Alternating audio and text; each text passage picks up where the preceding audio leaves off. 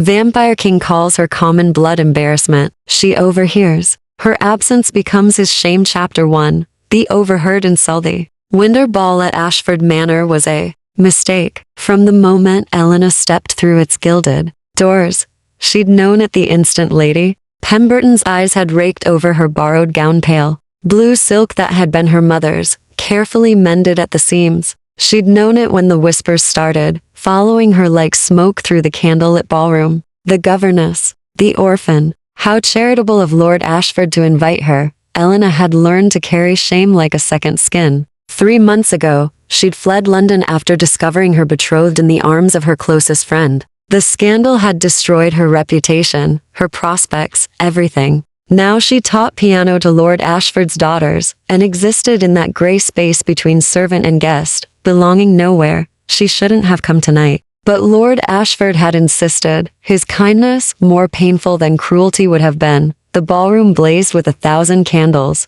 their light reflecting off mirrors and champagne glasses. Elena kept to the margins, a ghost in her dead mother's dress, watching couples spin across the marble floor. The music was beautiful. The people were beautiful. She was a smudge on a perfect painting. She was escaping to the gardens when she heard his voice. I don't understand your fascination with these provincial gatherings, Lucien.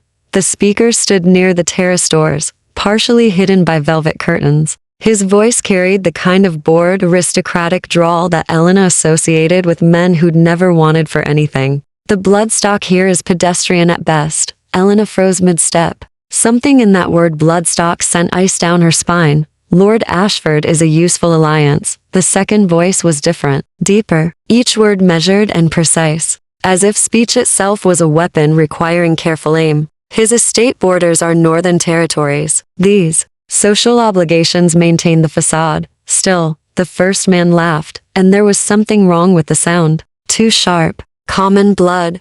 All of them. That girl earlier, the one in the blue dress skulking about. I've never tasted such ordinary enough, Dorian. The command in that single word made Elena's breath catch. The second speaker, Lucien, moved into her line of sight, and her heart stuttered. He was tall, devastatingly so, dressed in black that made him look carved from midnight itself. Dark hair fell to his collar, unfashionably long. His face was all sharp angles and cold beauty, the kind that belonged in paintings of fallen angels. But it was his stillness that unsettled her most. He stood like something ancient, pretending to be human, and doing it badly. She's beneath your notice, Lucien continued, his tone flat with dismissal. Common blood. An embarrassment Lord Ashford parades out of misplaced charity. Forget her.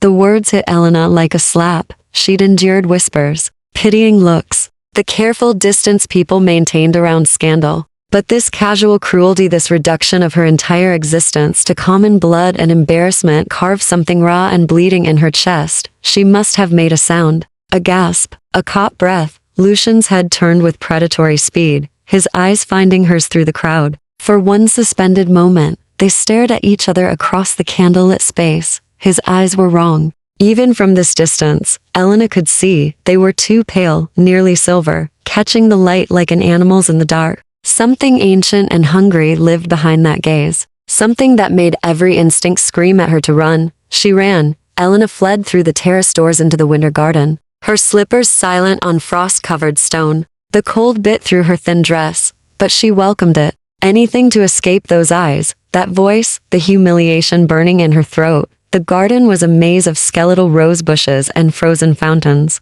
She didn't care where she went, just away. Away from the music and the lights and the casual cruelty of men who called her common. She heard footsteps behind her, deliberate, unhurried. Miss Carter. His voice cut through the darkness. Stop.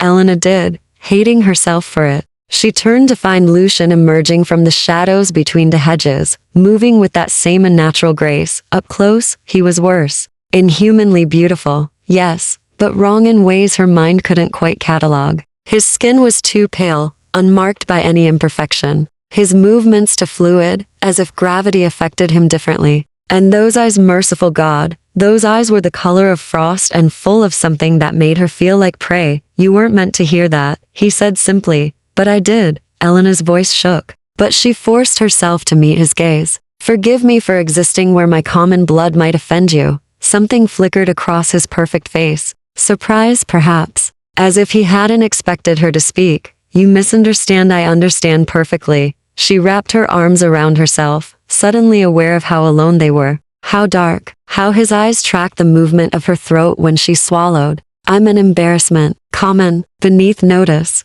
You've made yourself quite clear, Lord. Lucien Thorn. He took a step closer, and Elena's body went rigid. And you're bleeding. She looked down. In her flight, she'd torn her palm on a rose thorn. Blood welled dark against her pale skin, a thin line of crimson. When she looked back up, Lucien had gone absolutely still. His eyes were fixed on her bleeding hand with an intensity that stole her breath. His jaw was clenched so tight she could see the muscle jumping beneath his skin. He looked like a man at war with himself, every line of his body screaming tension. You should go inside, he said, his voice barely above a whisper. Now. Why? Because I'm trying very hard not to. He cut himself off, closing his eyes. Please, go. Elena should have listened. Should have fled back to the ballroom's safe lights. Instead, she heard herself ask, What are you? His eyes opened, meeting hers. In their silver depths, she saw the truth before he spoke it. Something you should fear, Miss Carter. Something that could destroy you without a second thought. He smiled, and it was terrible and beautiful. Common blood or not, then he was gone, melted back into shadow with impossible speed, leaving Elena alone in the frozen garden with a bleeding hand, and the certainty that her quiet, wounded life had just shattered beyond all repair. Chapter 2. The uninvited protection. Elena didn't sleep that night. She lay in her narrow governess's room in the east wing of Ashford Manor, staring at the canopy above her bed, replaying those final moments in the garden. What are you? The question had been instinct, terror, and something else, something that felt dangerously like curiosity. His answer echoed in the darkness. Something you should fear.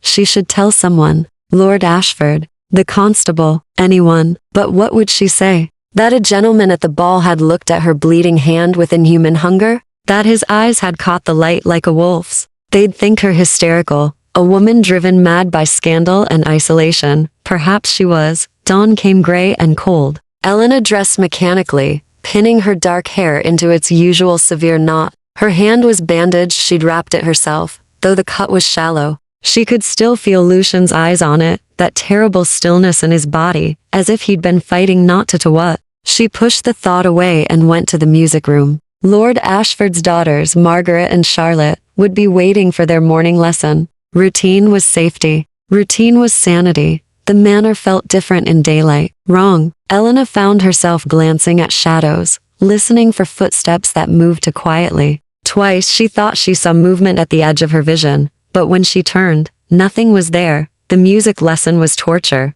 Her fingers stumbled over keys she'd played perfectly for years. Margaret, 13, and sharp as a blade, noticed immediately. Miss Carter, are you unwell? You're terribly pale. Just tired, dear. Elena forced a smile. Shall we try the Chopin again? She made it through the lesson by will alone. When the girls left, chattering about the ball and the handsome strangers who'd attended, Elena remained at the piano, her hands resting on the silent keys. You play beautifully. Elena spun so violently she nearly knocked over the bench. Lucien Thorn stood in the doorway, dressed in a charcoal coat and dark trousers, looking like he'd stepped from a funeral or a painting. In daylight, he should have seemed less otherworldly, but instead the wrongness was sharper. His skin was too perfect, unmarked by sun or age, his stillness absolute.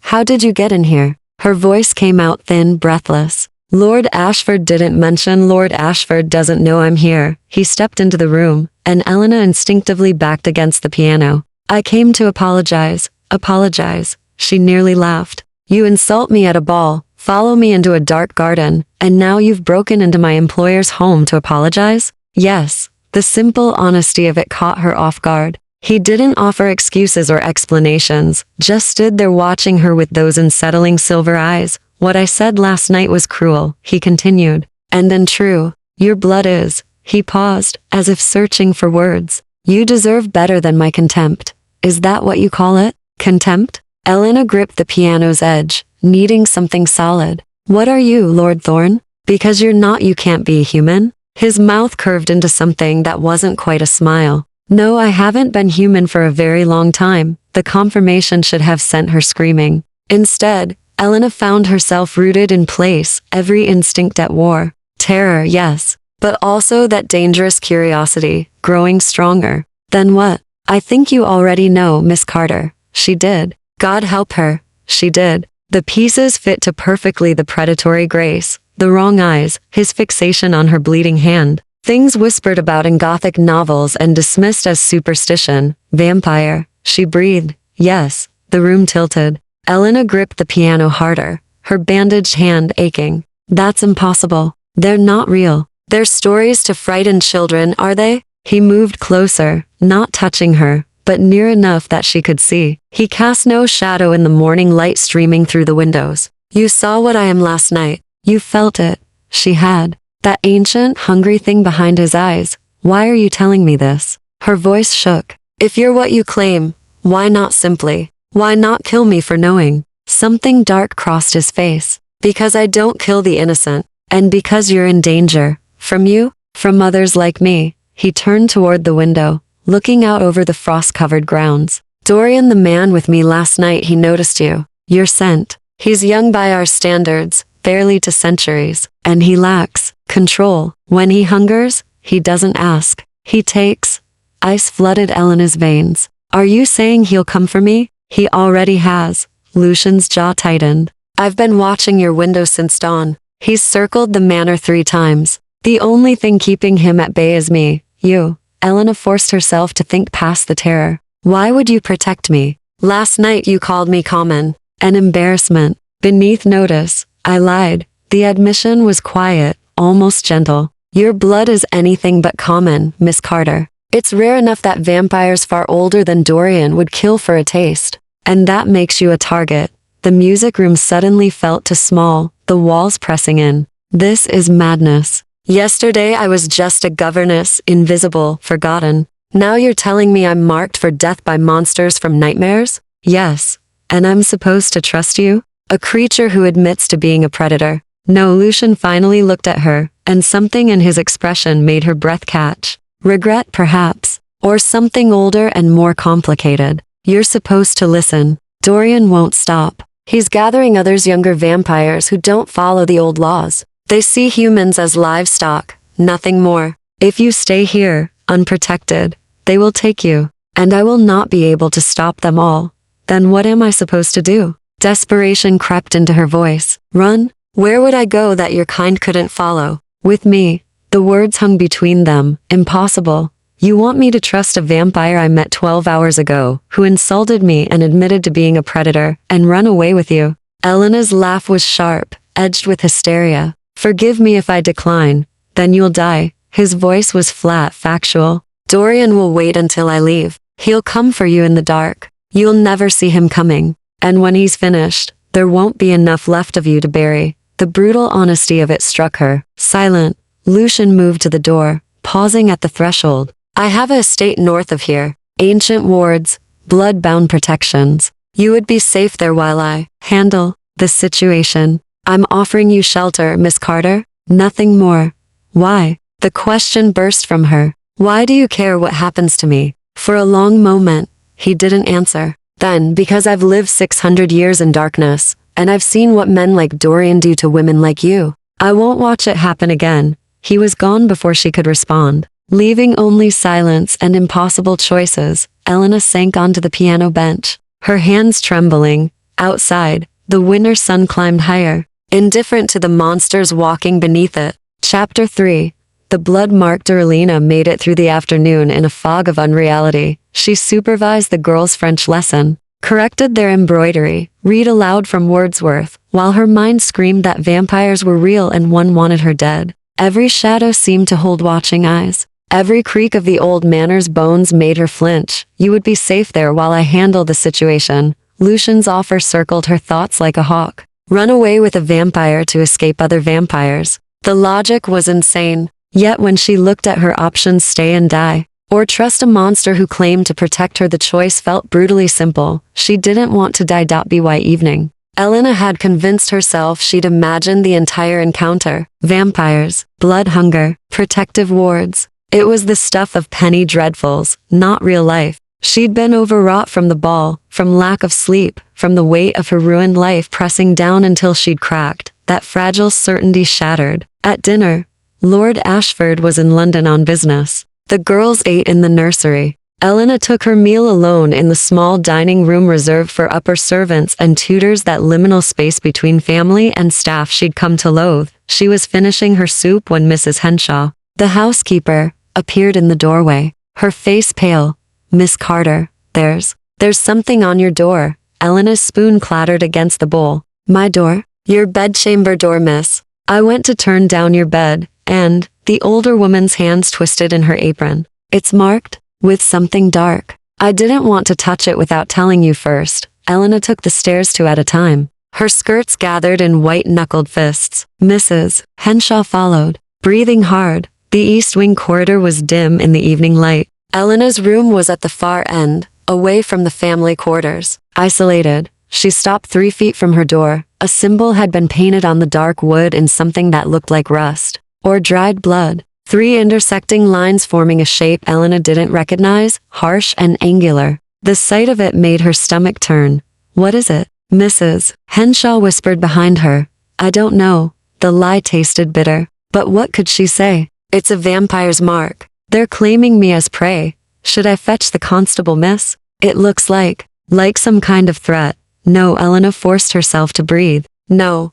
Don't trouble anyone. It's probably just local boys playing pranks. I'll clean it off." Mrs. Henshaw looked doubtful, but didn't argue. The housekeeper left, still wringing her apron, muttering about the state of modern manners. Elena stood alone in the corridor, staring at the blood mark on her door. "Dorian won't stop." Lucien's warning echoed in her memory. This was a message, a promise. They knew where she slept, how easy it would be to come for her in the dark. She couldn't stay here. The realization settled over her like ice water. If she stayed, she was dead. Lord Ashford couldn't protect her from something he didn't believe existed. The law couldn't help. Prayer felt laughably inadequate. That left one option. One impossible, terrifying option. Elena packed by candlelight, her hands steadier than they had any right to be. 1 trunk. Her mother's letters. 3 dresses. The small inheritance her grandmother had left her, hidden in a false-bottomed hat box. Everything she owned in the world fit in a single piece of luggage. The story of her life, she thought bitterly. Always prepared to run, she left a note for Lord Ashford on her writing desk, brief and apologetic. "A family emergency requires my immediate departure. Thank you for your kindness, E. Carter." It was cowardly, but the truth, "I'm fleeing with a vampire to escape being murdered by other vampires," would only prove her mad. The manor was dark and silent when she crept down the servants' stairs just after midnight. Her trunk was heavy, but she managed, stopping every few steps to listen for footsteps. The kitchen door stood open. Elena froze, every instinct screaming danger. She hadn't left it open. Mrs. Henshaw locked it every night without fail. A figure moved in the doorway. "Going somewhere, Miss Carter?" The voice was cultured, amused, and utterly unfamiliar. Not Lucien. Someone else. A man stepped into the weak moonlight. Young-looking, perhaps 30, with golden hair and a smile that would have been charming if not for his eyes flat and dark and hungry. He wore evening clothes like he was attending the opera, not stalking a woman in her employer's kitchen. "Dorian, you marked my door," Elena said, surprised. Her voice didn't shake. "Was that supposed to frighten me into running?" "Congratulations. It worked." His smile widened. "Oh, I do like clever prey. Makes the chase so much more satisfying." He moved closer, and Elena backed against her trunk. "Did Lucien tell you to run?" "That's very like him. Always playing the noble protector." "It's tedious. He said you lack control." "Control?" Dorian laughed, the sound sharp as breaking glass. "I have perfect control. I simply choose not to exercise it. Why should I, when the world is full of delicious, fragile things just waiting to be tasted?" He was close enough now that Elena could see his teeth, to white, to sharp. Her heart hammered so hard she thought it might burst. "The old laws say we must ask permission," Dorian continued, tilting his head. "That we must never take without consent. But you know what I've learned into centuries, Miss Carter? The old laws are just another chain. And I'm so very tired of chains." Elena's hand closed around the only weapon within reach, a cast iron pan hanging on the wall beside her. "Don't," Dorian said.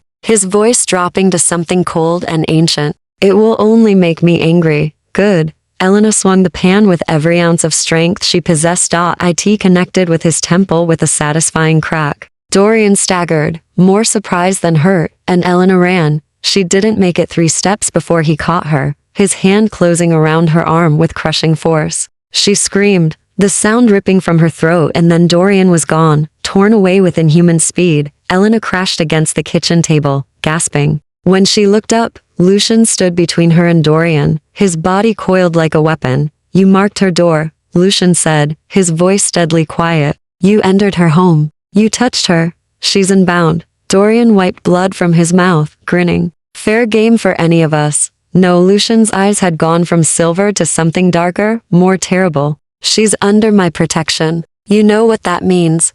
Your protection? Dorian's laughter was cruel. You haven't claimed anyone in 300 years, Lucien. Don't start pretending to be a hero now. I'm not pretending. The words hung in the air, heavy with meaning. Elena didn't fully understand. Dorian's smile faded. You're serious. You'd invoke the blood right? For common human? Her blood is anything but common. And yes, something passed between them, some vampire communication Elena couldn't parse. Then Dorian's expression twisted with rage. You'll regret this, he hissed. The others won't accept it. They'll come for both of you. Let them. Dorian vanished, melting into shadow with that same impossible speed. Elena slumped against the table, her legs no longer supporting her. Lucien turned, and in the darkness, his eyes caught the candlelight like a predator's. Can you ride? He asked.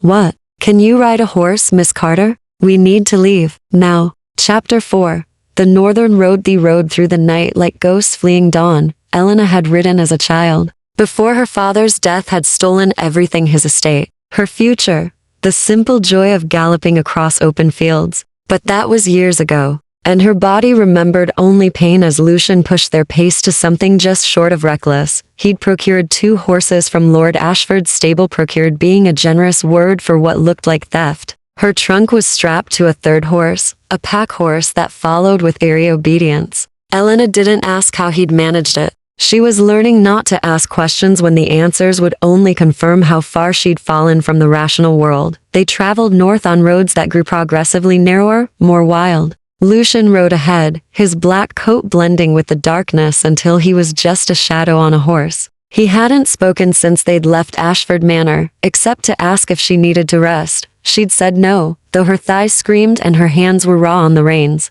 Pride, perhaps. Or the knowledge that stopping meant thinking. And thinking meant confronting the impossibility of her situation. She was fleeing through the night with a vampire. The phrase kept circling her mind. Never quite feeling real. Dawn came slowly. Gray light bleeding across a landscape of barren moors and skeletal trees. Lucien guided them off the main road onto a barely visible track that wound between 2 hills. We'll stop here, he said. His first words in hours. Here was a small stone cottage, half collapsed and abandoned. Ivy claimed the walls. The thatched roof had holes that let in fingers of weak sunlight. It looked like the sort of place shepherds might have used a century ago. Before moving on to greener pastures, Elena slid from her horse and nearly collapsed. Her legs wouldn't hold her. Strong hands caught her waist, steadying her, and she looked up into Lucien's silver eyes. This close, she could see details she'd missed before. The faint lines around his eyes that suggested he'd once been human enough to smile. The way he held himself with perfect stillness, as if movement required conscious thought. He wasn't breathing. She realized it with a jolt. His chest didn't rise and fall. He simply didn't need to. You're staring, he said quietly. You don't breathe. The words escaped before she could stop them. Do you need to? Or is it just habit? Habit. He released her waist, stepping back. Old reflexes that die hard. Breathing makes humans more comfortable. So I breathe. To put your prey at ease. His jaw tightened. To pass as human, Miss Carter. Not everything is about hunting. She shouldn't have felt guilty for the accusation, but she did. He'd saved her. Twice now. Whatever he was, he'd stood between her and Dorian's violence. The cottage interior was sparse, a stone fireplace, a rough wooden table, 2 chairs with broken legs. Elena sank onto the least damaged one while Lucien checked the shutters, securing them against the growing daylight. You can't go out in sunlight, she said. Not a question. She'd read enough Gothic novels to know the rules, even if she'd never believed them real. Not for long. He tested a shutter's hinges. It won't kill me immediately, but it weakens me. Burns. A few hours of direct exposure and I'd be compromised. So we travel at night. Hide during the day. Yes. Elena looked around the decrepit cottage, at the holes in the roof letting in pale morning light, at the dirt floor and the profound isolation. How long until we reach your estate? 3 more nights. If we're not followed. Lucien moved to the window, peering through a crack in the shutters. His body was tense, coiled. Dorian will tell the others by now that I've invoked blood right, that I've claimed you. What does that mean? Blood right? He was silent for a long moment. Then, it's an old law. Ancient, even by our standards. If a vampire claims formal protection over a human, other vampires cannot touch that human without declaring war on the protector. You declared war for me. The words felt surreal. Why? Because the alternative was watching Dorian tear you apart in your employer's kitchen. His voice was flat, factual. And I've seen enough death. Elena studied his profile, the sharp angle of his jaw, the way shadows loved his face. 600 years, he'd said. She couldn't imagine it. 600 years of watching people live and die, of hunting in the dark, of being something other than human. What did Dorian mean when he said you haven't claimed anyone in 300 years? Lucien's hands stilled on the shutter. Exactly that. Why not? Because claiming someone means responsibility, protection. It means caring whether they live or die. He turned to face her, and his expression was carefully blank. I stopped caring about such things a long time ago. Yet you're protecting me. Yes, that seems like caring. That seems like strategy. But something in his eyes suggested the lie. You're valuable, Miss Carter. Rare blood attracts attention. If I can keep you alive and use that fact to draw out Dorian and his followers, I can eliminate a threat to the established order. 2 problems solved at once. Elena should have felt insulted, used. Instead, she felt oddly relieved. Strategy she could understand. Cold calculation made sense. It was the alternative that he might actually care about her survival for its own sake that terrified her. Because that would mean she might start to care in return. I brought food, Lucien said, gesturing to the saddlebags. Bread, cheese, dried meat, human provisions. You should eat. Aren't you hungry? Not for food. The admission hung between them. Elena's hand went unconsciously to her bandaged palm, the cut from the rose thorn still tender beneath the wrapping. Lucien's eyes tracked the movement. Don't what? Don't offer. His voice had gone rough. Don't even think about offering. I've fed recently. I'm controlled. But every vampire has limits, Miss Carter, and you smell like. He cut himself off, turning sharply away. Just eat your breakfast. Elena unwrapped bread and cheese with shaking hands, suddenly aware of how alone they were. How easily he could overpower her if he chose. How much she was trusting a creature who admitted to being a predator. The bread was stale, the cheese hard, but she forced herself to eat. Lucien remained at the window, unmoving as a statue, watching the moors for pursuit. Tell me about your estate, Elena said, needing to fill the silence. The one with the ancient wards. It's called Thornhaven. A fortress, really. Built before England was England, when vampires and humans lived in an easy coexistence. The wards are bloodbound. They recognize vampire from human, invited from uninvited. Nothing crosses the threshold without my permission. It sounds like a prison. It's a sanctuary. His voice softened, almost imperceptibly. For those who need one. Have you brought other humans there? Other people you've claimed? No, the word was final, closing that line of questioning. Elena finished her meager breakfast in silence, watching dust motes dance in the shafts of light piercing the broken roof. Outside, wind moaned across the moors. Inside, she sat with a vampire who didn't breathe and tried to convince herself this was survival, not madness. You should sleep, Lucien said, without turning. We ride again at dusk. You'll need your strength. What about you? I don't sleep. Not the way you do. I'll keep watch. Elena moved to the least filthy corner of the cottage, wrapping herself in her cloak. The floor was hard and cold, but exhaustion pulled at her bones. Her last thought before sleep claimed her was of silver eyes in the darkness, watching over her, keeping her safe from monsters, while being one himself. Chapter 5. The questions between them. Elena woke to the sound of rain against stone and the unsettling certainty that she was being watched. She opened her eyes to find Lucien exactly where he'd been when she'd fallen asleep, standing at the window, motionless as carved marble. But his head was turned toward her, those silver eyes tracking her with an intensity that made her breath catch. "How long have I slept?" Her voice came out rough with disuse. 6 hours. He looked away, back to the window. "It's late afternoon. We'll leave in 2 hours." When full dark falls, Elena sat up, her body protesting every movement. Her muscles had stiffened during sleep, and her riding dress was wrinkled beyond salvation. She must look terrible, hair falling from its pins, face probably smudged with dirt from the cottage floor. Lucien, by contrast, looked exactly as he had at midnight, perfectly composed, unnaturally still, as if 6 hours of standing watch had cost him nothing. "Do you ever tire?" she asked. "Not the way you do. I can push my body for weeks without rest if necessary, though it's unpleasant."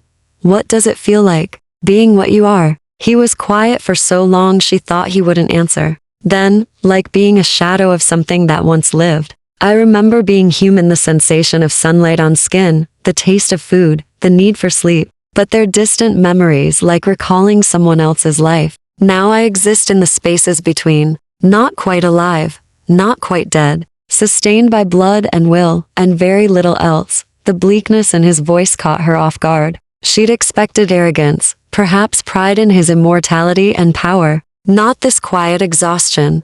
"Do you regret it?" Elena pulled her cloak tighter. "Becoming this? Every day for the first century. After that, regret becomes redundant. You can't unmake what's done." He finally turned from the window, his gaze finding hers across the dim cottage. "Why do you ask questions, Miss Carter? Aren't you afraid the answers will make you more frightened?" "I'm already frightened. Questions make the fear feel less formless." She stood, brushing dirt from her skirt. "And if I'm trusting you with my life, I'd prefer to understand what you are." "Trust." He said the word like it was foreign. "You shouldn't. Trust is how prey dies. Yet here I am, alive, unharmed."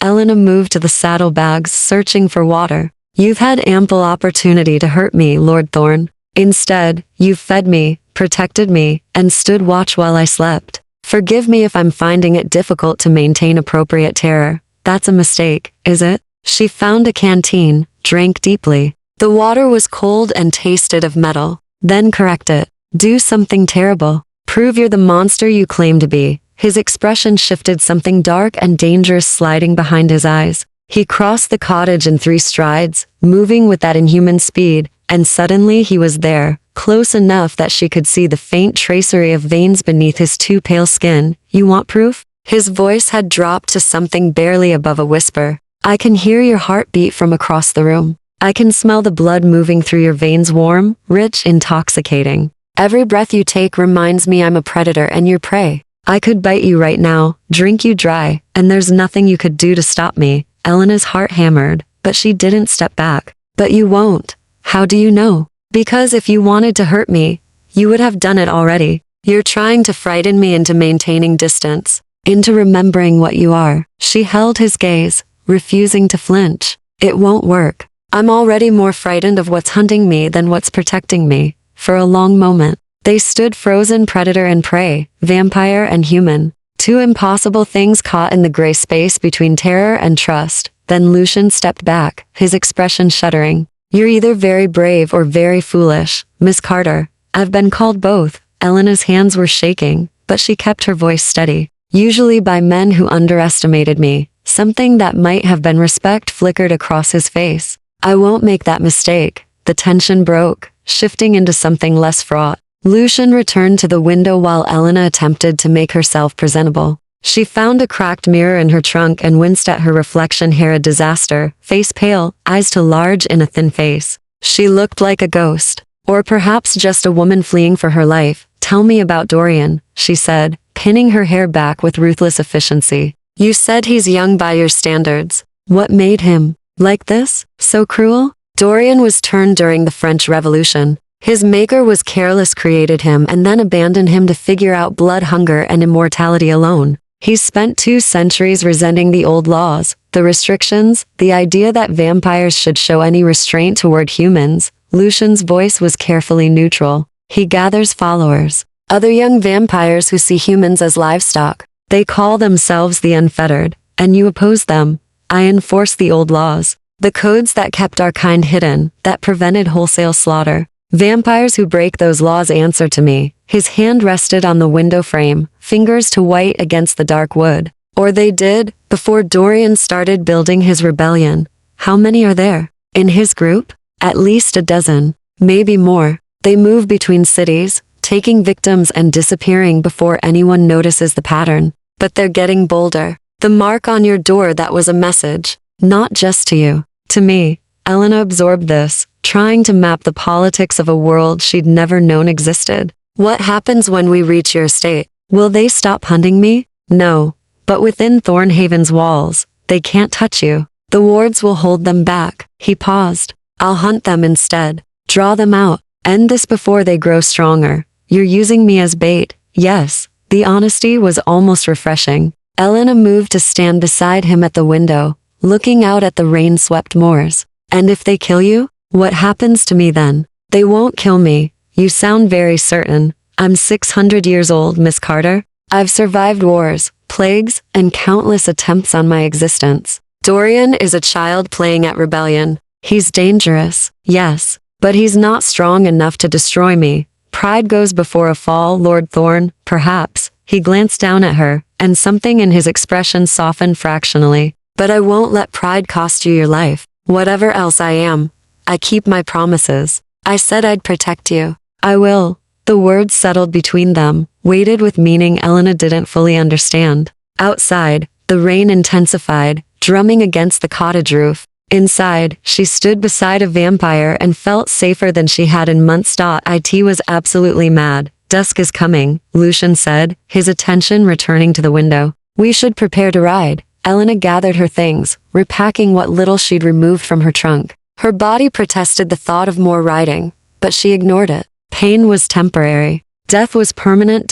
As full darkness fell, they led the horses from the cottage and mounted. The rain had slowed to a drizzle, the moors silver with wet. 2 more nights, Lucien said, his voice carrying through the darkness. Stay close. Don't fall behind. I won't. They rode into the gathering night, and Elena tried not to think about what hunted them through the dark. Chapter 6. The ambush. Second night's ride was harder than the first. Rain followed them north, a cold drizzle that seeped through Elena's cloak and turned the roads to mud. Her horse stumbled twice, nearly throwing her, and only Lucien's inhuman reflexes catching her reins before she could fall kept her in the saddle. He didn't complain about her inexperience, didn't comment on how she slowed their pace, but Elena felt the weight of it anyway, the knowledge that she was vulnerable in ways he could never be. They stopped once, near midnight, at a stream to water the horses. Elena slid from her mount with a groan she couldn't suppress, her legs trembling. You're in pain.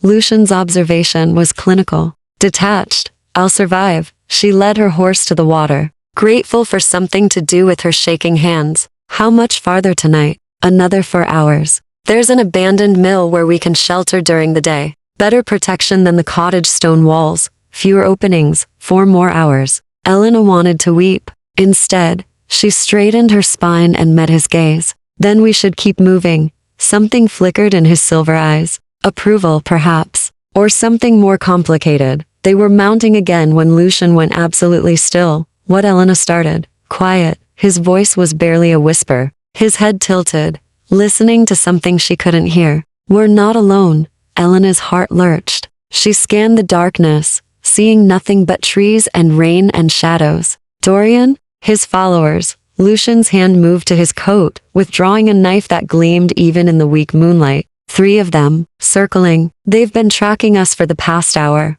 Why didn't you say something? I was hoping they'd lose interest. His jaw tightened. They haven't. A figure stepped from the trees ahead, blocking the road. Male, young-looking, dressed in traveling clothes that had seen better days. His eyes caught the light like an animal's flat, hungry wrong. Lucien Thorn. The vampire's voice was mocking. Dorian sends his regards. 2 more emerged from the shadows on either side. Female and male, both with that same predatory stillness. Elena's horse shied, sensing danger, and she fought to keep it under control. Tell Dorian I'm not interested in his regards. Lucien moved his horse between Elena and the 3 vampires. Leave, now, while you still can.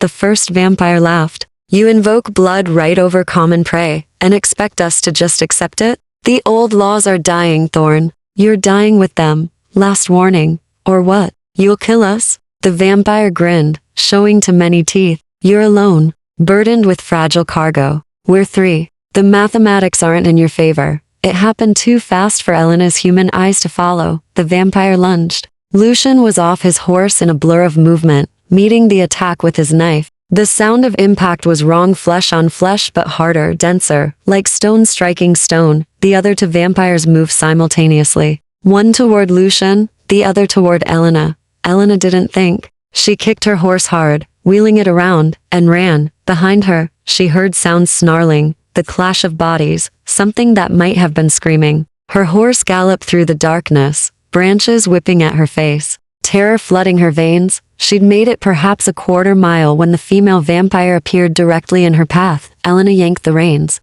Her horse reared, screaming, and she fell hard, the impact driving the air from her lungs. The ground was cold and wet beneath her, and she couldn't breathe, couldn't move. The vampire was on her in seconds, straddling her chest, fingers like iron around Elena's throat. Rare blood, the creature hissed, her face too close, breath cold and smelling of earth and graves. We can smell it, taste it on the air. Dorian was right to want you. Elena's vision was darkening at the edges. She clawed at the hands around her throat, useless, human strength against something ancient and merciless. He won't get here in time, the vampire continued, almost conversational. Lucien's busy with the others. And I'm so very hungry. The pressure on Elena's throat eased fractionally, just enough for her to breathe, to scream, but the vampire's other hand clamped over her mouth, silencing her. Shh, this will hurt less if you don't struggle. Elena felt teeth scrape against her neck, sharp as razors, and pure terror flooded her system. She was going to die. Here, in the mud, miles from anywhere, killed by a monster from nightmares. The vampire was torn away with brutal force. Elena gasped, rolling onto her side, coughing and retching. Through tears and rain, she saw Lucien holding the female vampire by the throat, his hand buried in her neck. His eyes had gone completely black, no silver, no humanity, just endless dark. You touched what's mine. His voice was unrecognizable, something ancient and terrible, speaking through a human-shaped mouth. You broke the blood right. Lucien, please. The vampire choked. He didn't listen. His hand twisted, and there was a sound like breaking branches. The vampire's body went rigid, then collapsed into ash that the rain washed away in seconds. Elena stared, her mind refusing to process what she'd seen. Vampires turned to ash when they died, like in the stories. Except this wasn't a story. This was real, and she'd almost died, and Lucien was standing over her with murder in his inhuman eyes. He turned to her, and for one terrified moment, Elena thought he might not recognize her. That whatever ancient thing had taken control wouldn't distinguish between threat and victim. Then his eyes cleared, silver replacing black, and he was kneeling beside her. Are you hurt? His hands moved over her with practiced efficiency, checking for broken bones, for wounds. Did she bite you? No, just my throat. Elena's voice was barely a whisper, her throat already swelling where the vampire had choked her. Lucien's jaw clenched. He looked at the bruises forming on her skin with something that might have been rage, or guilt, or both. The others. Elena managed. Dead. Turned to ash. He helped her sit up, supporting her weight when she swayed. I should have anticipated an ambush. Should have taken a different route. This is my fault. You saved me. Barely. His voice was harsh. Another 30 seconds and she would have drained you dry. Another minute and I would have been too late. Elena started to shake. Delayed shock, probably. The reality of how close she'd come to death crashing over her in waves. She'd felt the vampire's teeth on her skin, had known with absolute certainty that she was about to die. Without thinking, she reached for Lucien, her hands fisting in his coat, needing something solid to anchor her. He went rigid under her touch, every muscle tense. Miss Carter, just give me a moment, please. Her voice broke. I need a moment. For several heartbeats, he didn't move. Then carefully, as if handling something fragile and dangerous, his arms came around her, holding her while she shook, letting her cling to him while the terror worked its way through her system. He was cold, inhumanly cold, but solid, unshakable, and Elena held on like he was the only real thing in a world gone mad. We need to move, he said finally, his voice gentler than she'd heard before. There may be more. Can you ride? Elena forced herself to release him, to sit back. Her hands were still shaking, but she nodded. Yes, he found her horse, calmed it with a touch, and helped her mount. This time, he tied a lead rope from her saddle to his. Ensuring they wouldn't be separated again, they rode through what remained of the night in silence. Lucian's supernatural senses stretched to their limit. Listening for pursuit, none came, but Elena couldn't shake the feeling of teeth against her throat, or the memory of Lucian's eyes, gone black with ancient rage. She'd seen what he truly was tonight. Not the controlled gentleman who quoted old laws and made careful promises, the monster beneath, and somehow, impossibly, she still felt safer with him than without. Chapter 7. The mill and the truth. Dawn found them at the abandoned mill, exactly as Lucian had promised. It was a hulking stone structure beside a dried riverbed, its water wool long since rotted away. But the walls were thick, the windows few and high, and when Lucian tested the heavy oak door, it swung open with a groan that echoed through the empty space. Wait here, he said. Disappearing inside with that unnatural speed, Elena remained on her horse, too exhausted to dismount without help. Her throat throbbed where bruises had bloomed in the shape of fingers. Every breath hurt. Her body was a catalogue of pains: the fall, the riding, the terror that had flooded her system and left her shaking. Lucian emerged minutes later. It's secure. No signs of recent habitation, human or otherwise. He helped her down, his hands careful on her waist. Can you walk? I think so. She couldn't. Her legs buckled the moment her feet touched ground. Lucian caught her before she fell, lifting her with ease that reminded her exactly what he was. Inhuman strength, supernatural speed. A predator who'd killed 3 of his own kind tonight without breaking a sweat. He carried her inside and set her on a pile of grain sacks in the corner, old but dry. The mill's interior was vast and dim, dust motes dancing in the weak light filtering through the high windows. It smelled of age and abandonment, and faintly of grain, even after all these years. There's a well outside, Lucian said. The water should be clean. I'll bring you some. He left before she could respond. Elena sat in the gray light, her mind circling the same thoughts over and over. The vampire's teeth on her throat, Lucian's eyes gone black. The way the creature had turned to ash in his hands. This was her life now. Running from monsters. Protected by a monster. Somewhere along the way, the normal world had slipped away entirely. Lucian returned with water and helped her drink. His hands were steady, impersonal, but Elena noticed he wouldn't quite meet her eyes. You should rest, he said. We'll stay here through the day. Move again at dusk.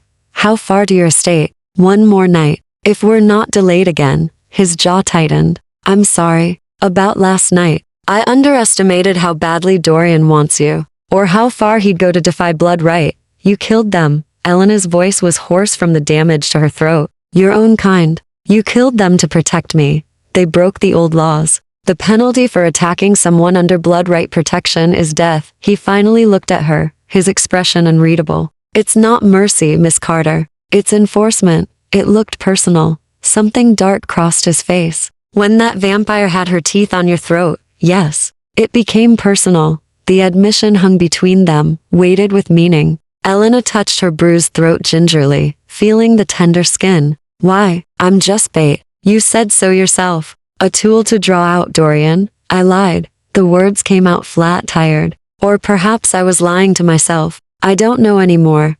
He moved to the window, putting distance between them. In the growing daylight, she could see the signs of the night's violence: tears in his coat, dark stains that might have been blood. His hair was disheveled, falling into his eyes. He looked less like a composed gentleman and more like what he truly was. Something ancient and dangerous, wearing a human face. Tell me the truth, Elena said. Why are you really protecting me? Lucian was silent for so long she thought he wouldn't answer. Then, 300 years ago, I claimed someone. A woman named Catherine. She was a merchant's daughter, nothing special by the world's standards. But she had rare blood like you. And she was kind in a way I'd forgotten humans could be. Elena's chest tightened. What happened to her? I failed to protect her. Vampires from a rival house took her. They knew hurting her would hurt me, would force me to negotiate, to show weakness. So they drained her slowly, sending me pieces of her clothing soaked in blood, messages, taunts. His voice had gone completely flat, emotionless. By the time I found where they were keeping her, there wasn't enough left to save. Lucien, I slaughtered that entire house. Every vampire who had touched her, who had known and done nothing. I burned their holdings to the ground and salted the earth. And I swore I would never claim another human. Never put someone in that position again. Never care enough to be vulnerable. Elena understood. Then, the 3 centuries of isolation. The careful distance. The insistence that protecting her was just strategy. But you claimed me anyway, she said softly. I couldn't watch it happen again. He turned from the window, and his eyes were haunted. When Dorian had you cornered in that kitchen, when I saw the hunger in his face, I couldn't let history repeat, even knowing it might cost me everything. You're not failing to protect me. You saved me. Twice now. Last night I almost lost you. Another 30 seconds, but you didn't. Elena stood, ignoring the protest of her battered body, and crossed to him. I'm alive because of you. Those 3 vampires are ash because you wouldn't let them take me. That's not failure, Lucien. That's the opposite. He looked down at her, and something in his expression cracked. The careful control, the ancient composure it fractured, letting her see the grief beneath. 600 years of it, layered like sediment. You don't understand what you're asking, he said quietly. To trust me, to believe I can keep you safe. I've already proven I can't. That was 300 years ago. With different enemies, different circumstances, the result was the same. Someone I was supposed to protect died screaming. Elena reached up, her hand hovering near his face, not quite touching. I'm not Catherine. And you're not the same vampire who failed her. You've had 3 centuries to become stronger, wiser, more careful. Don't punish us both for mistakes made in a different lifetime. His hand caught hers before she could lower it, holding her fingers against his cold cheek. The contact was electric. Vampire and human, predator and prey, 2 broken things reaching across an impossible divide. You should fear me, he whispered. Not try to comfort me. I do fear you. I fear what you are, what you can do, how easily you could destroy me. Elena's voice was steady despite the truth of her words. But I fear what's hunting me more. And I trust that you meant your promise. That you'll keep me safe, or die trying. I will. The words were fierce, final. Whatever it costs. I won't fail you.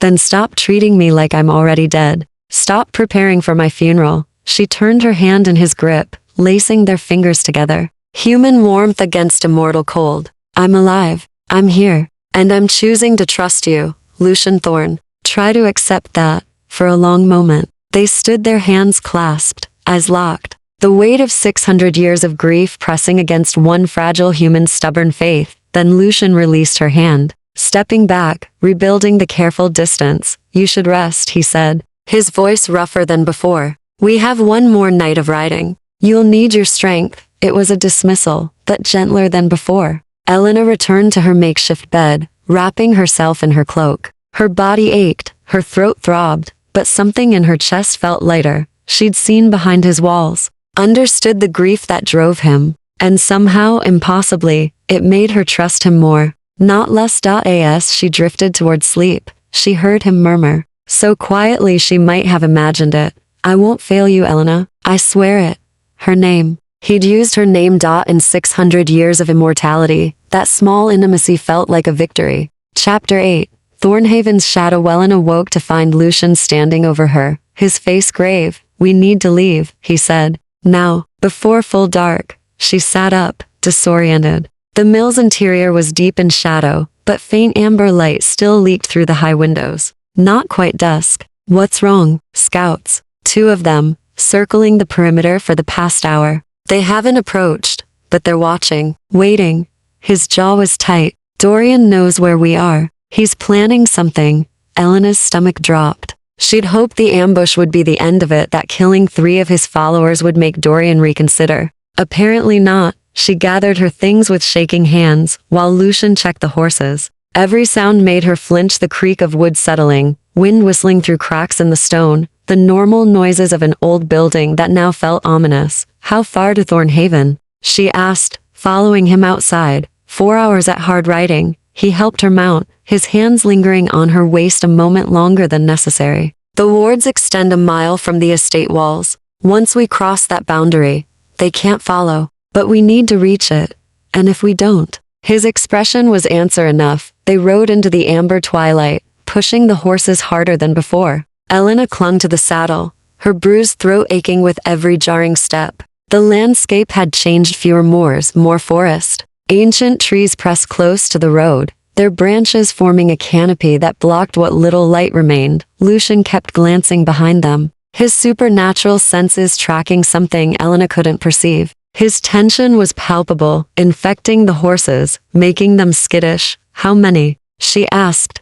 "7, maybe 8. They're keeping their distance, but they're coordinating. Hurting us." His voice was grim. "Dorian's with them. I can feel him."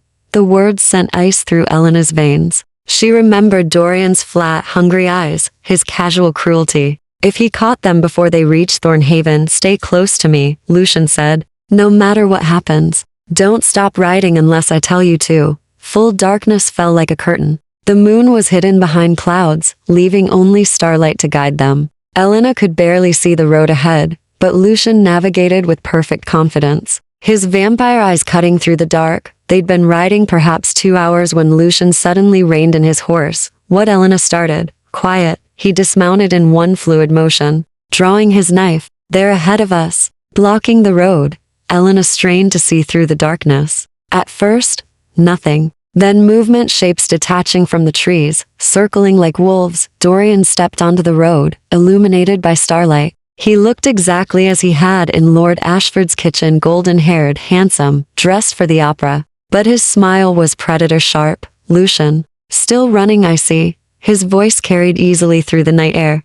How undignified. The great enforcer of the old laws, fleeing with his pet human. "Let us pass, Dorian." Lucien's voice was deadly calm. "You've lost 3 already.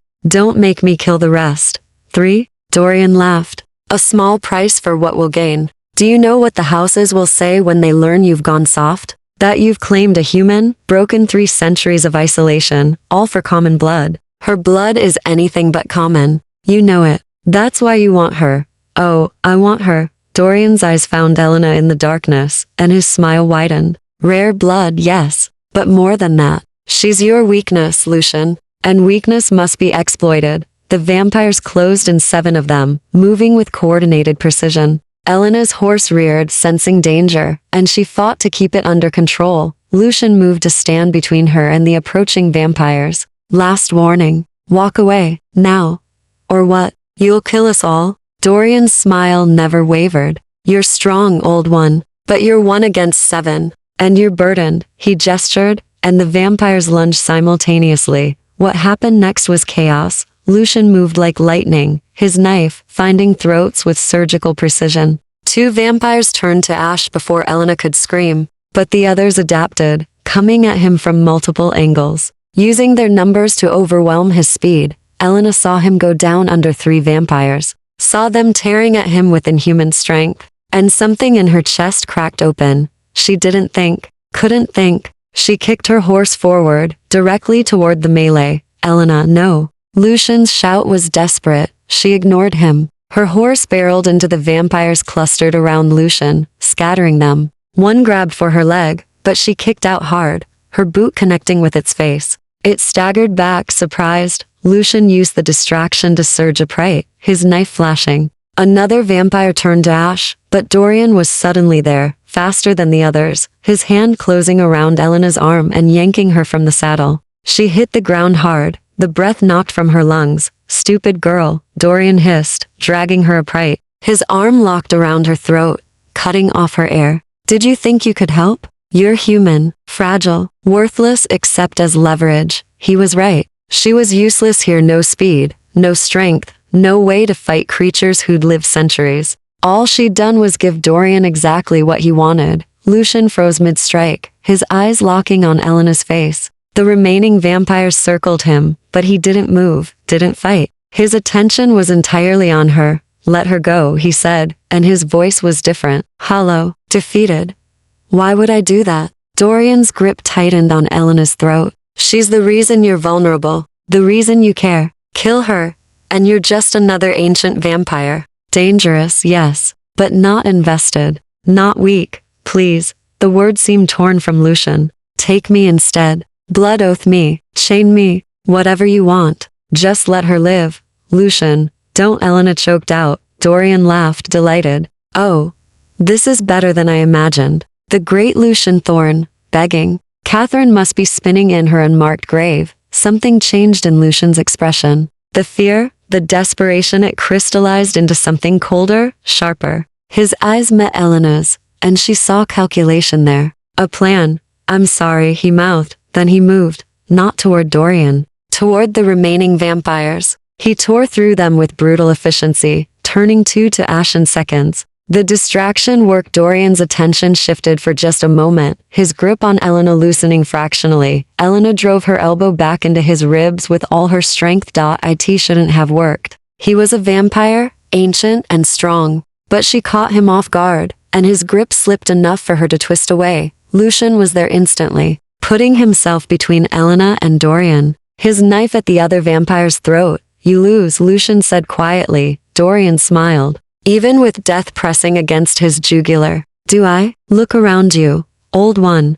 Elena looked. The remaining vampires, 4 of them had formed a circle, trapping them. Even if Lucien killed Dorian, the others would attack while he was vulnerable. They were surrounded, outnumbered, miles from Thornhaven's safety. Stalemate, Dorian said. You kill me, they kill you both. You let me go, I kill her anyway. Such delicious choices. Elena's mind raced. There had to be a way out, some strategy, some trick. Then she saw it. Through the trees, perhaps a quarter-mile distant. Lights, flickering torchlight in the darkness, moving toward them. Lucien, she whispered. The lights. What are they? His eyes flicked toward the approaching glow, and something like hope crossed his face. Thornhaven's patrol. We're closer than I thought. Another few hundred yards and we'd have crossed the ward boundary. Then run, Elena said. I'm not leaving you, you're not. We're both running. On 3. She met his eyes, silently begging him to trust her.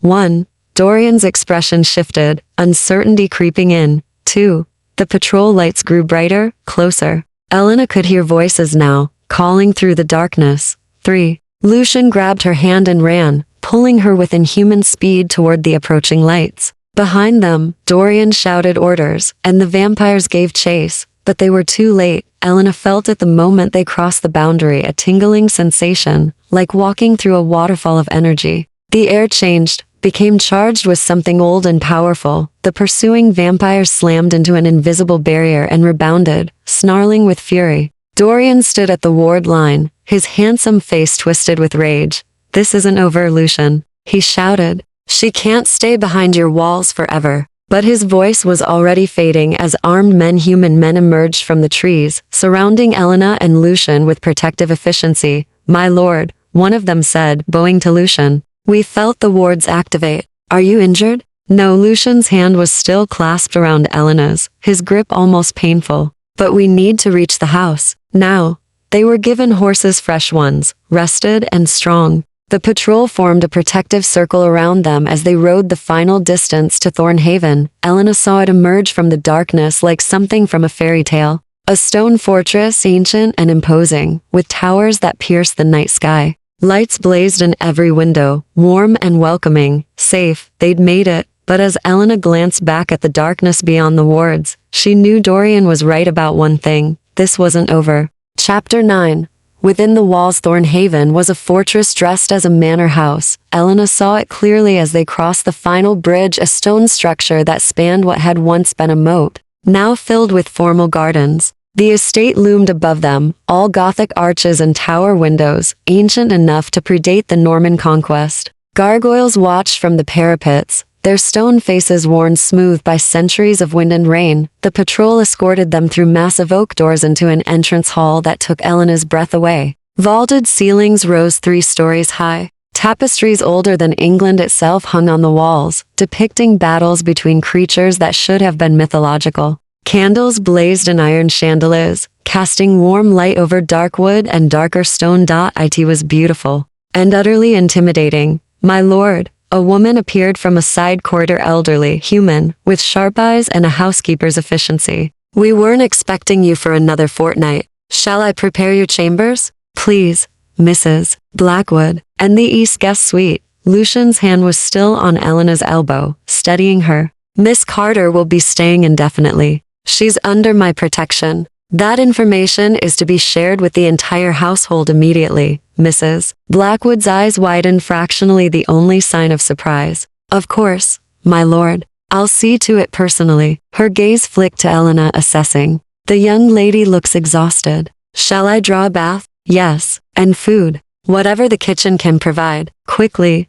Lucien finally released Elena's arm. She's been riding for 3 days straight. I'll see to it immediately. The housekeeper disappeared with remarkable speed for her age. Elena stood in the vast entrance hall, suddenly aware of how filthy she was. Mud-stained dress, hair falling from its pins, bruises darkening on her throat. She looked like exactly what she was, a refugee fleeing for her life. Come. Lucien gestured toward the sweeping staircase. I'll show you to your rooms. Elena followed him up 2 flights of stairs, through corridors lined with portraits of people who stared down with pale eyes. Vampires, she realized. Generations of them, frozen in paint. Watching her passage through their ancestral home, the East guest suite was larger than her entire governess's quarters at Ashford Manor. The sitting room alone could have held a ball. Tapestries warmed the stone walls. A fire roared in the hearth. Through an open doorway, Elena glimpsed a 4-poster bed that looked like it belonged to royalty. This is too much, she said quietly.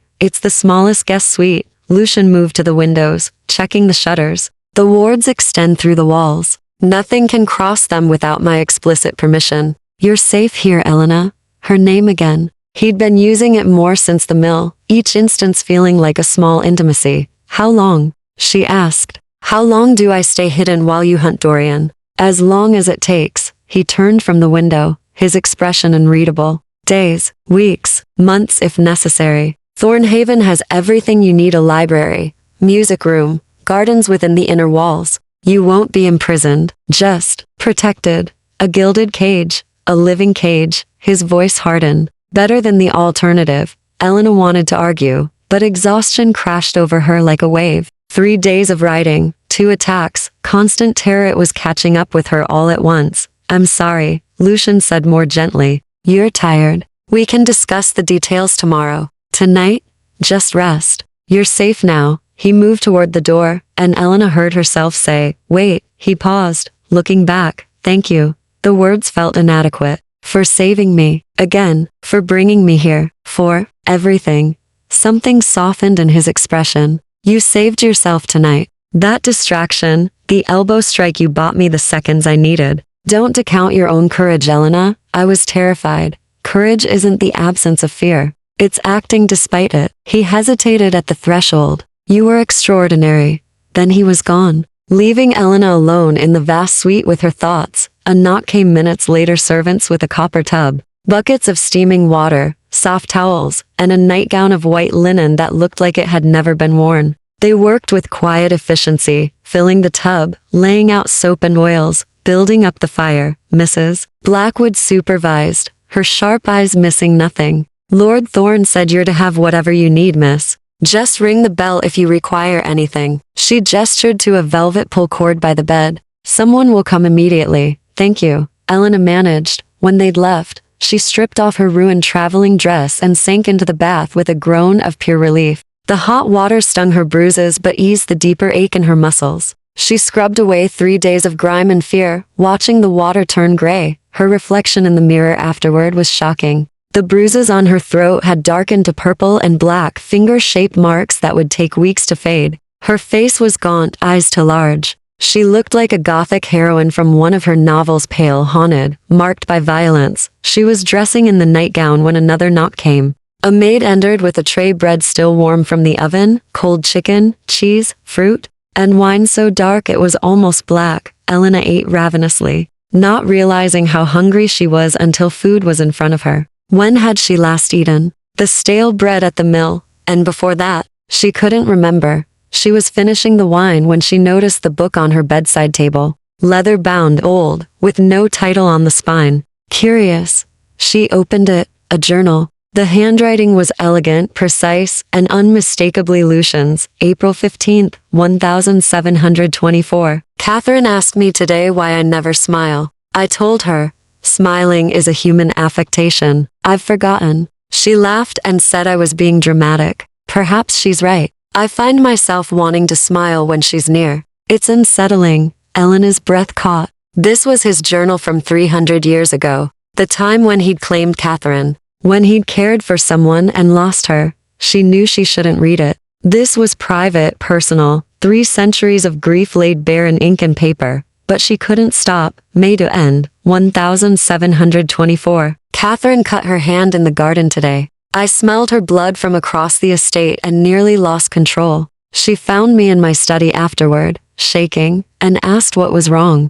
I couldn't tell her the truth that her blood sings to me in ways I don't understand. That every moment near her is a battle between what I am and what I want to be. Elena turned pages with trembling hands, watching their relationship unfold. Small moments, shared conversations, careful touches, Catherine's gradual understanding of what Lucien was. The journal's tone shifted from cautious to hopeful to something that might have been love. Then the entries grew darker. November 14th, 1724. House Ravencroft is moving against me. They know about Catherine. Marcus sent a message today, crude, threatening. He wants me to release certain territories. If I refuse, he'll make me regret choosing a human over vampire. Politics. I've doubled the guards. Catherine doesn't know. I won't frighten her. December 1 Street, 1724. They took her. God help me. They took her while I was in London negotiating with the council. The guards were slaughtered.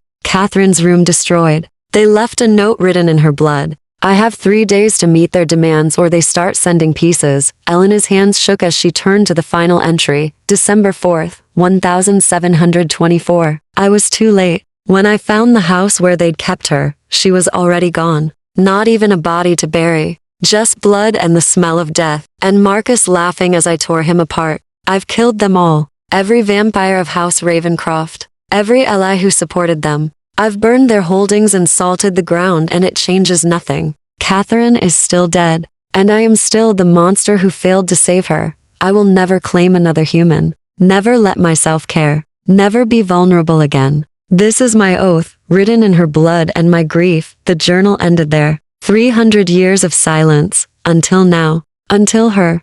Elena closed the book with shaking hands, understanding flooding through her. He'd left this here deliberately. Wanted her to read it. To understand what protecting her truly cost him, the risk, the fear, the memories of failure. And he'd done it anyway. She was still holding the journal when exhaustion finally claimed her, pulling her down into sleep, filled with dreams of ancient vampires and a woman named Catherine whose ghost still haunted these walls. Chapter 10. The Coasiana woke to sunlight streaming through diamond pan windows and the distant sound of birdsong. For one disoriented moment, she couldn't remember where she was. Then memory crashed back: the flight, the attacks, Thornhaven's walls, Lucien's journal. She sat up, her body protesting, and found the leather-bound book still on her bed, where she'd fallen asleep clutching it. A knock at the door. Mrs. Blackwood entered with a breakfast tray and a knowing look at the journal. Good morning, Miss Carter. I've brought tea and toast. Lord Thorne requests your presence in the library when you're ready. No rush, she added, seeing Elena's expression. He said to let you sleep as long as you needed. What time is it? Nearly noon, miss. You slept 12 hours. 12 hours. Elena couldn't remember the last time she'd slept so long, so deeply. The bed was sinfully comfortable, the room warm, the silence of Thornhaven's thick walls absolute. Safe, she realized. For the first time in days, her body had actually believed it was safe. She ate quickly. Then dressed in clothes someone had laid out: a simple day dress in deep burgundy. Far finer than anything she'd owned before her life imploded. It fit perfectly, which meant Lucien had somehow known her measurements. The thought should have been intrusive, but instead felt oddly caring. The library took her breath away. It occupied an entire tower, 3 stories of floor-to-ceiling shelves spiraling upward. Books in every language, some so old the spines crumbled at a glance. Sunlight poured through stained glass windows, painting the air in colors. The smell of leather and old paper was intoxicating. Lucien stood by a window on the second level, bathed in colored light. He'd changed clothes: dark trousers and a white shirt,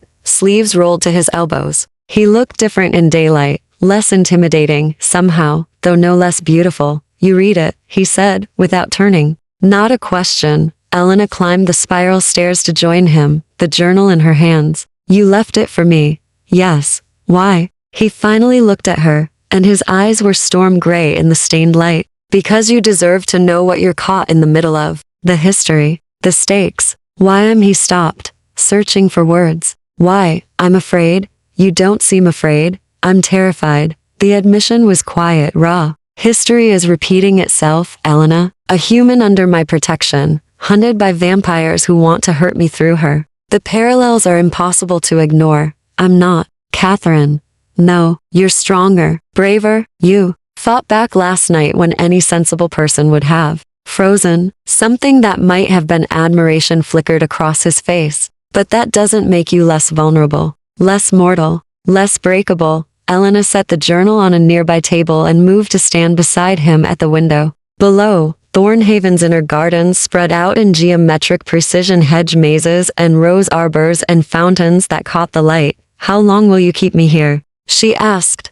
Until Dorian is dead and his followers scattered. Until the threat is neutralized. And if that takes years, then years. His voice was implacable. I won't let you die, Elena. Not like she did. Not while I have the power to prevent it. So I'm supposed to just exist here? Hidden away like a princess in a tower while you fight my battles? Yes. The bluntness of it stung. Elena turned to face him fully. That's not living, Lucien. That's just a slower form of dying. You'll be alive. That's what matters.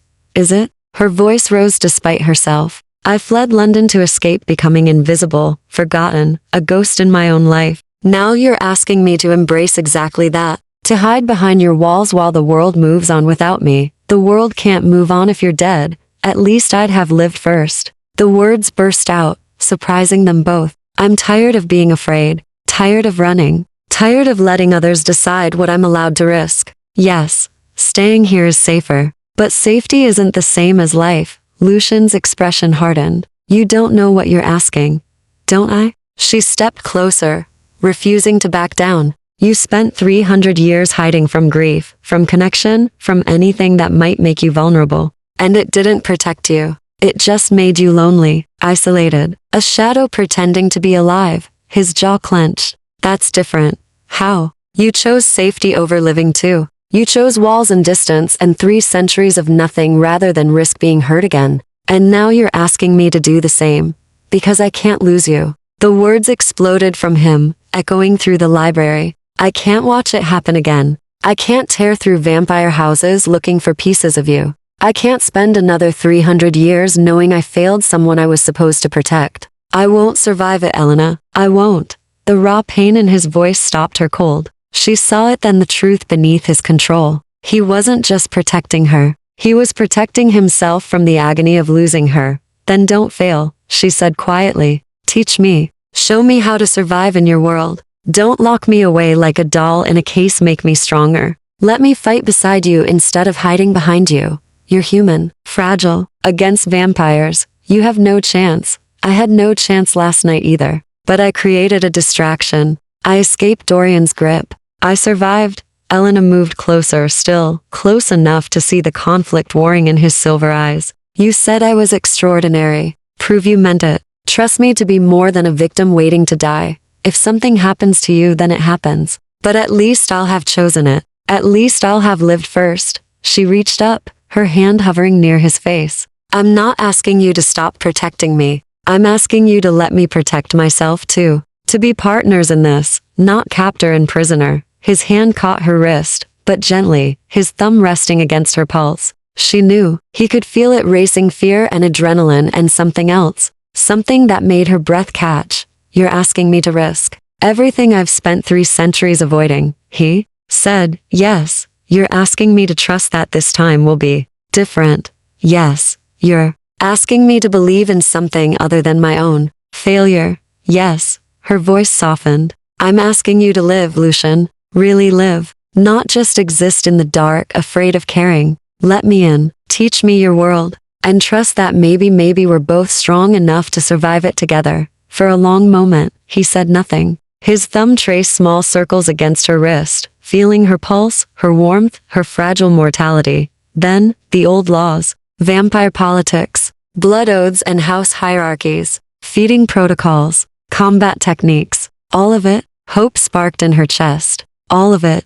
It won't be easy. Some of it will frighten you. Disgust you? Make you question why you wanted to know?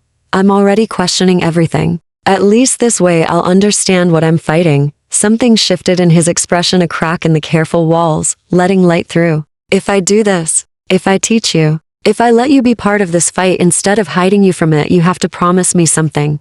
What? That you'll listen when I say something is too dangerous. That you won't throw yourself into situations you can't survive just to prove a point. That you'll trust my experience even when it frustrates you. His grip on her wrist tightened fractionally. I need you to promise you'll let me protect you when it matters. Even if you hate it, I promise. The words came easier than expected. Partnership, Lucien, not possession. You teach me, guide me, keep me alive, but you don't lock me away. Partnership, he repeated, as if testing the word. Then slowly, he smiled, a real smile, tentative and devastating. God help us both. He released her wrist and stepped back, and she saw the decision settle over him. The acceptance of risk, of vulnerability, of caring, despite the cost. We start today, he said. First lesson.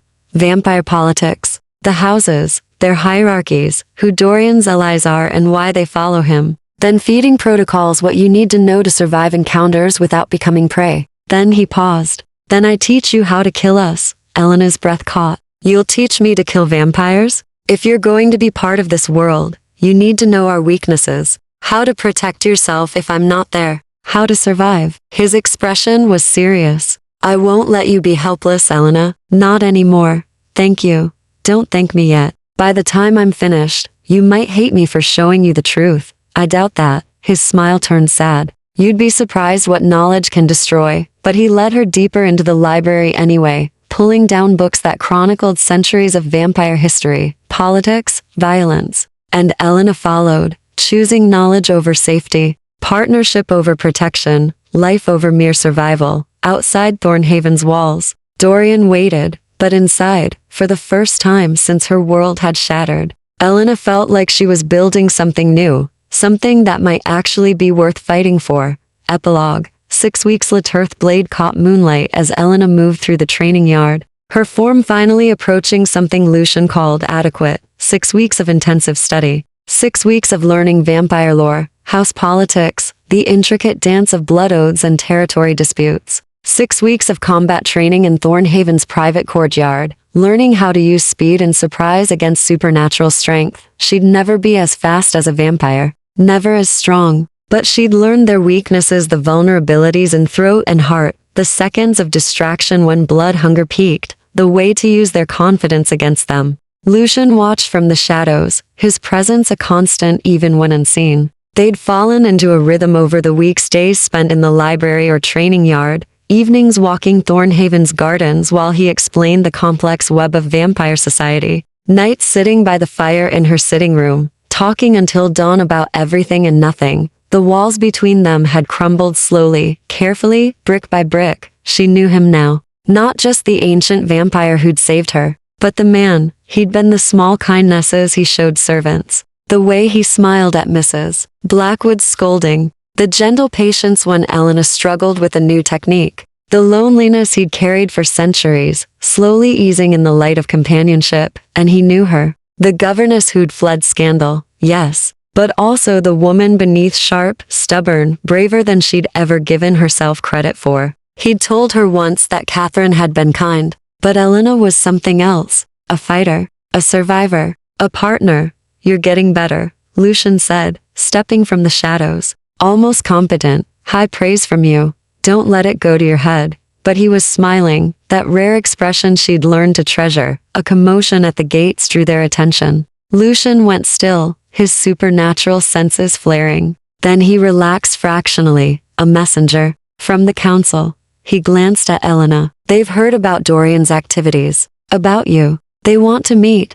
Is that good or bad? Neither. It's politics. He offered his hand, and she took it without hesitation. But we'll face it together. Partners, remember? Partners, she agreed. They walked toward the main house hand in hand, vampire and human, predator and prey who'd chosen something more complicated than either role allowed. Behind them, the training yard stood empty, weapons gleaming in the moonlight. Ahead, the council waited with questions and demands and the complicated machinery of vampire law, But Elena wasn't afraid anymore. She'd learned to fight, learned to survive, learned that safety and life weren't the same thing, and that sometimes the greatest risk was also the only choice worth making. Dorian was still out there, plotting and planning. The houses were stirring, drawn by rumors of rare blood and broken isolation. The danger hadn't ended. It had only changed shape. But this time, Elena wasn't running. This time, she was ready.